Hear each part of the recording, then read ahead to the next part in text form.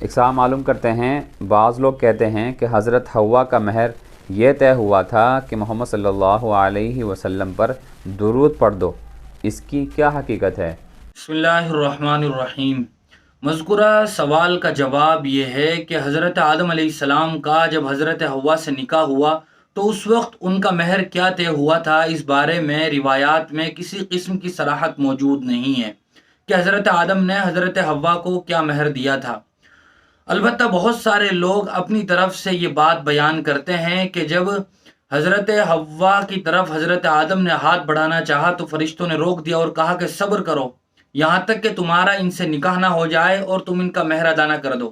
حضرت آدم نے پوچھا کہ مہر کیا ہے؟ تو فرشتوں نے کہا کہ حضور پر 3 بار یا بعض لوگ کہتے ہیں کہ 30 بار یا 1000 بار حضور پر درود پڑھ دو تو یہ تمہارا حضرت حوا کے لیے مہر ہے۔ یاد رکھنا چاہیے کہ یہ واقعہ اسرائیلیات کے قبیل سے ہے۔ اسرائیلیات میں بہت ساری باتیں من گھڑت اور بے بنیاد ہیں جن کا حقیقت سے کوئی تعلق نہیں ہے۔ اسی طرح کی بات یہ بھی ہے، حضور اکرم صلی اللہ علیہ وسلم پر درود کے بہت سارے فضائل احادیث میں وارد ہوئے ہیں۔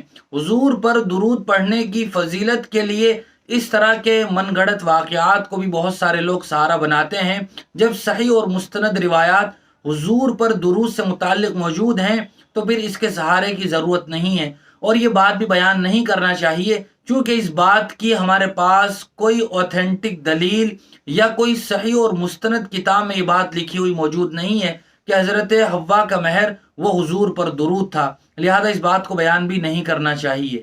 بہت بہت شکریہ مفتی صاحب سوالوں کے جواب دینے کے لیے۔ محترم سامعین ناظرین، آپ سے گزارش ہے آپ اسی طرح اپنے شرعی مسائل ہم تک پہنچاتے رہیں اور ہمارے دار ارقم یوٹیوب چینل کو سبسکرائب بھی کریں، لائک کریں اور شیئر کریں۔ جزاک اللہ۔